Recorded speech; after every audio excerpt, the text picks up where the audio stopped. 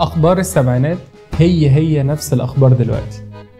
مفيش حاجة اتغيرت غير في شوية هدوء على طريقة لبس وكلام. يا ترى اتغيرنا في ايه؟ وممكن نتغير لإيه؟ ال30 سنة اللي فاتت مالهمش 30 لازمة.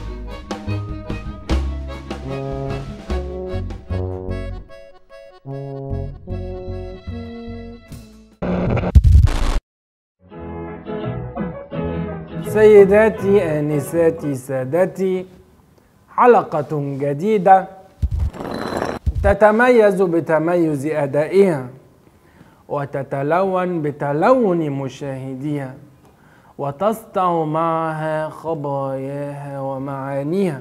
مشاهدينا في كل مكان، اهلا بيكم في حلقه جامده جدا من برنامجنا النهارده اللي انتوا بتتفرجوا عليه. حلقه النهارده يا جماعه بتتكلم عن مجلس الشعب. طبعا كلكم مشتاقين عايزين تعرفوا ايه اللي بيحصل في مجلس الشعب، وخبر اليوم يتعلق بمجلس الشعب. منبر الشعب،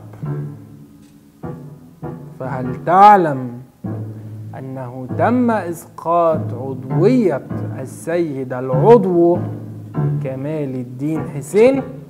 نعم، لقد أسقطت عضويته. الخبر بيقول لو إسقاط مطالبة بإسقاط عضوية زياد. إيه يا أستاذ؟ قول لها والنبي يا ابني حاجة يا ابني. لماذا أسقطت عضويته؟ أنا لا أعلم، ولكن نعلم سويا. يعني انا مجهز نفسي ومسستم نفسي ان انا اطلع ومره واحده. لا يا باشا، انا تعبان وكاشف وريقي ناشف وعايز ابتدي الحلقه في مزاج. فقد اسقطت عضويه كمال الدين حسين على اثر البرقيه التي ارسلها للسيد رئيس الجمهوريه ونشرت في الصحف القوميه، والتي اعتبرها عدد من الأعضاء إهانة للسيد رئيس الجمهورية. الموضوع بمنتهى البساطة يا جماعة بيتكلم عن إن في عدد كتير جدا من البرلمانيين طالبوا بإسقاط عضوية زياد العليمي. طبعا كلكم مش مصدقين أو مش عارفين إيه اللي بيحصل، بس هو ده اللي حصل. تخيلوا يا جماعة بيطالبوا بإسقاط عضويته، لأن طبعا بعد اللي عمله كله الناس سيحت له وقالوا له طبعا، وأنتوا قريتوا في الفيسبوك بعد ما أساء طبعا لسيادة المشير وللشيخ محمد حسان. ولكن السيد العضو لم يدر بخلده أبدا، وقال أن احترام السيد رئيس الجمهورية أمر لا شك فيه، وأي مساس بالمؤسسات الدستورية ملوش فيه. بس هو قال انا اعتذر لو انا اتفهمت غلط. هو الراجل جاست ان هو استخدم كود، يعني يستخدم مثل شعبي كلنا بنستخدمه. انا حتى استخدمته في فتره من حياتي، في مرحله عمريه من حياتي كنت بستخدم المثل ده عادي.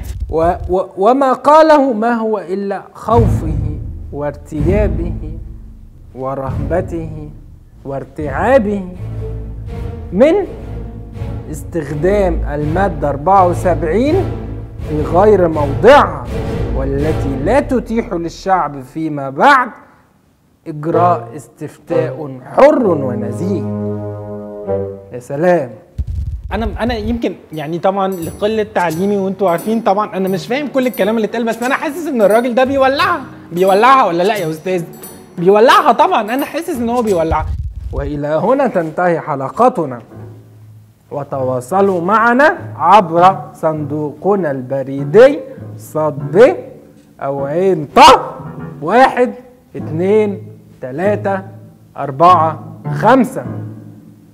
السيد العضو برضو ممكن يراسلنا ويعاقب.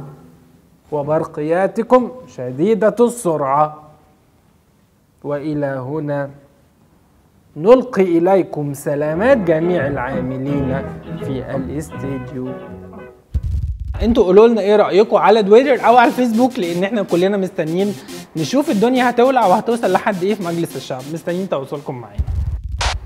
الاخت بقى اللي جت دي انا بقى مش عايز اشوف وشها تاني، مش كل شويه تطلع لنا في الحلقه تعمل كده. من اكتر من 30 سنة في ناس كانت بتاخد الكلام وتحمله اكبر من طاقته، وبرضه في ناس دلوقتي شغالة على نفس النظام. بغض النظر إذا كان زمان صح ولا حتى دلوقتي، ليه مجلس الشعب ما يلعبش دور أهم من إنه يسقط عضوية فلان ولا يخلي عضوية فلان؟ إن إحنا نشيل الإنجليزي من المقررات ولا نخليه؟ ولا نخلي الدين في المجموع ولا بره المجموع؟ نفسي مجلس الشعب يلعب دور مهم في سن قوانين تمس فعلا أوجاع الناس واحتياجاتهم بجد. أشوفكم الحلقة الجاية. وخبر النهارده عن مجلس الشعب. الشعب ايه يا استاذه اللي حضرتك بتعمليه ده؟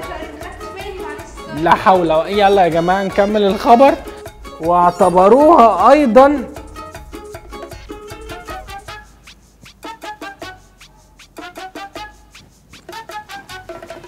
نخلي مادة الدين في المجموع ولا بره المجموع؟ ولا نقول ان مادة ولا نشيل مادة هي اصلا هي جوه المجموع ولا بره المجموع؟ بره المجموع.